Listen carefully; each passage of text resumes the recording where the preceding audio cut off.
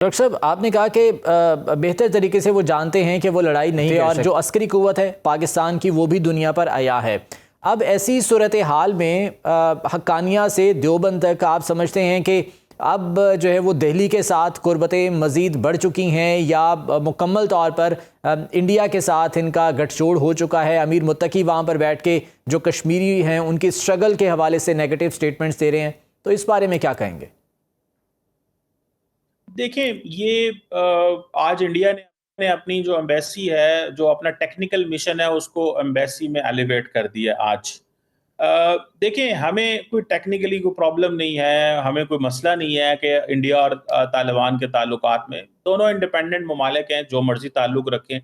लेकिन हमारी तो सिर्फ जो चंद गुजारिशात हैं वो इतनी हैं कि अफ़गान सरज़मीन को हमारे खिलाफ इस्तेमाल नहीं होनी चाहिए। और इंडिया की जब प्रेजेंस आएगी, इंडिया कहेगा जी हम ह्यूमैनिटेरियन असिस्टेंस देंगे, हम आपको टेक्निकल सपोर्ट देंगे, हम आपकी हेल्प करना चाहते हैं ताकि आप जो है वो अपनी ज़िंदगियाँ बेहतर करें। आप देखें ना, जो 46 मिलियन के करीब आबादी में से अगर 22-23 मिलियन लोग जो हैं वो वहाँ पे मेल न्यूट्रिशन का शिकार हैं। वो they are facing hunger in Afghanistan. तो अफगानिस्तान को ये चाहिए कि जो लोग आपके पास मौजूद हैं उनके साथ गेम्स ना खेलें।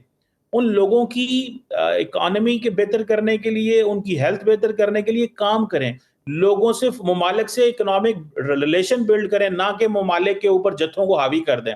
सो उनको चाहिए दुनिया के हर मुल्क के साथ मिलकर काम करें, अपनी इकोनॉमी बेहतर करें और अपने आप को ट्रांसफॉर्म करें कि अब वो दहशतगर्द ग्रुप नहीं रहे, अब वो उनके पास एक मुल्क है। तो अगर वो इंडिया से ताल्लुक रखना चाहते हैं तो जरूर रखें, लेकिन इंडिया को ये अलाउ ना करें इन रिटर्न, अगर वो आपको कोई पैसे दे रहे हैं, आपकी सपोर्ट कर रहे हैं, ह्यूमैनिटेरियन असिस्टेंस या डेवलपमेंट या कैपेसिटी बिल्डिंग में काम कर रहे हैं, तो उसके रिटर्न में पाकिस्तान के खिलाफ एक पूरे महाज खुल जाए। सिर्फ पाकिस्तान की इतनी डिमांड है, और जो मैं समझता हूँ बड़ी जेन्युइन लेजिटिमेट डिमांड है।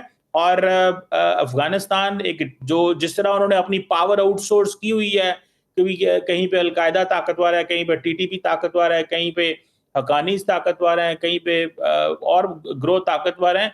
इस तरह तो भारत को बहुत स्पेस मिलेगी कि वो कहीं ना कहीं पे अपनी मर्जी के ग्रुप्स ढूंढ लेगा और प्लेयर्स ढूंढ लेगा जिनसे वो अपने फायदे उठा सकता है। तो हमारा सिर्फ इतना इंटरेस्ट है, बाकी इंडिया और अफगान तालिबान के ताल्लुकात तो होने चाहिए, दो इंडिपेंडेंट सॉवरेन मुल्क।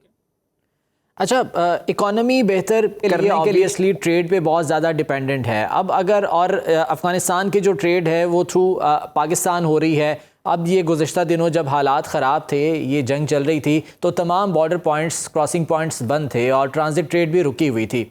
अगर ये ट्रेड मुस्तकिल तौर पर बंद होती है तो आप समझते हैं कि अफ़गानिस्तान सर्वाइव कर पाएगा? देखें देखें, ये आज मैं देख रहा था कि इवन ईरान और अफगानिस्तान का बॉर्डर भी बंद था, सिस्तान बलोचिस्तान प्रोविंस पे, वो भी खुला है क्योंकि इनके कोई मसले मसाइल चल रहे थे। सो हमें सिर्फ एक चीज देखनी है। देखिए, लाखों की तादाद में अफगानिस्तान के अंदर से पाकिस्तान से लोग अफगानिस्तान जा रहे हैं। माल न्यूट्रिशन का मैंने जिक्र किया है, वर्ल्ड फूड प्रोग्राम कह रहा है कि वहां पे हंगर जो है वो एक बड़ा प्रॉब्लम बनी है। खाना आपके पास नहीं है, बहुत सारी चीजें आप पाकिस्तान से इंपोर्ट करते हैं, आप इलीगल स्मगलिंग और इन चीजों पे आप लोग सरवाइव करते हैं, तो आप ये पावर गेम्स क्यों खेलते हैं?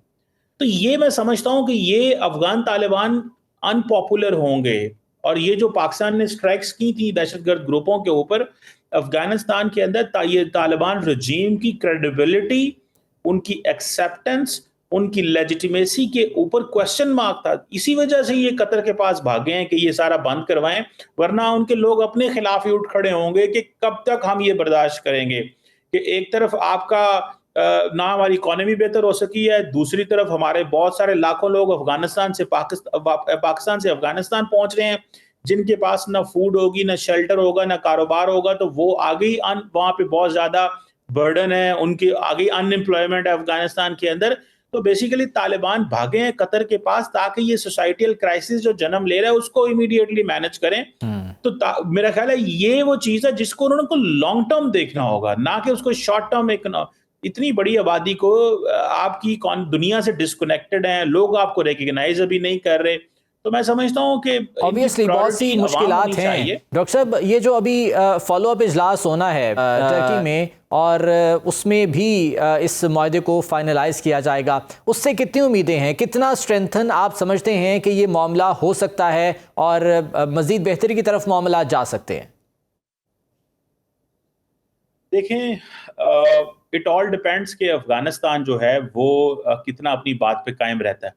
और टाइम बाय किया उन्होंने, और टाइम बाय करने के बाद क्या वो अपनी रवश पे कायम रहते हैं, वो उसी तरह टीटीपी को और बाकी ग्रुप्स को अलाउ करेंगे कि पाकिस्तान पे हमला करे, या वो उन्होंने वाकई सबक सीखा है? तो ये तो डिपेंड करता है अब उनकी नीयत पे है। और जो पार्टनर्स बीच में इन्वॉल्व हैं, कतर एंड तुर्की, उनके ऊपर डिपेंड करता है कि वो क्या कितने को कंट्रोल रखते हैं अफगानिस्तान के ऊपर। इससे पहले भी यूएई वगैरह के साथ एग्रीमेंट्स हुए थे और वो गारंटर थे, लेकिन अफगान तालिबान भाग गए। तो आहिस्ता आहिस्ता अफगान तालिबान अपने ही ऑप्शंस कम करेंगे अगर वो इन चीज़ों को अहमियत जो है वो नहीं देते। ये जो मुआहदा हुआ है अफगान तालिबान रजीम के साथ दोहा में, ये जो मुज़ाकरात हुए और उसके बाद मुआहदा तय पाया, कुछ खदशात इस हवाले से सामने आए और इवन के यहाँ तक कहा गया कि ये मुआहदा कायम नहीं रहेगा।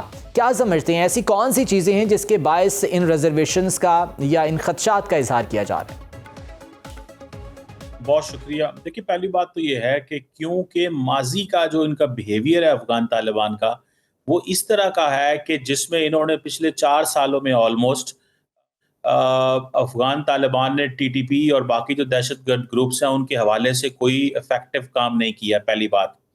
दूसरी बात इसमें अहम ये है कि विद इन अफगानिस्तान जो डिफरेंट ये पावर कॉरिडोर्स के अंदर, जैसे मुल्ला यकूब हैं जो कि मुल्ला उमर के बेटे हैं, उनका भी एक पावर स्ट्रगल है शेख हैबतुल्लाह खुनजादा के दरमियान, और वो एक पैरेलल पावर स्ट्रक्चर जो है वो रखते हैं। और वो समझते हैं कि मैं जितना हार्डलाइनर के तौर पे सामने आऊंगा, जितनी प्रोवोकेटिव स्टेटमेंट्स दूंगा, जितना ज्यादा मैं पाकिस्तान पे एक हार्ड लाइन लूंगा, तो मुझे अफगानिस्तान के अंदर एक हीरो के तौर पे तस्वर किया जाएगा। और वो ये भी समझते हैं कि मुल्ला उमर के बेटे होने के नाते ये मेरे पास ये सब कुछ होना चाहिए। तो वो अपने आप को एक डिफैक्टो लीडर जो है वो एस्टैब्लिश करवाना चाहते हैं। अब हमारे पास जो ये सब कुछ है, हमने अपने जो ब्रदरली इस्लामिक कंट्रीज हैं, कतर और जो तुर्की है, उनकी सिंसेरिटी और उनकी कहने पे ये ट्रस्ट किया है अफगान तालिबान के ऊपर। अदरवाइज पाकिस्तान ने एक जो स्ट्रेटेजिक पेशेंस दिखाया है पिछले 4 साल में, मैं नहीं समझता कि अब मजीद कोई गुंजाइश इस हवाले से है। कोई सब्र नहीं दिखाया जा सकता, क्योंकि पाकिस्तान ने क्या 1 पॉइंट एजेंडा है, और वो एक ही एजेंडा है कि दहशतगर्द ग्रुप जो है वो अफगानिस्तान की सरजमीन इस्तेमाल नहीं करेंगे। इस हवाले से हमें हर तरह की जो एश्योरेंस है वो दी जाए। तो मैं समझता हूँ ये कुछ ऐसे अवामिल हैं जिनकी बिना पे खदशा ये है कि शायद ये एग्रीमेंट ना चले। हाँ, लेकिन अफगान तालिबान को इस दफा सिर्फ पाकिस्तान को जवाब नहीं होना पड़ेगा, कतर और तुर्की को भी जवाब देना पड़ेगा।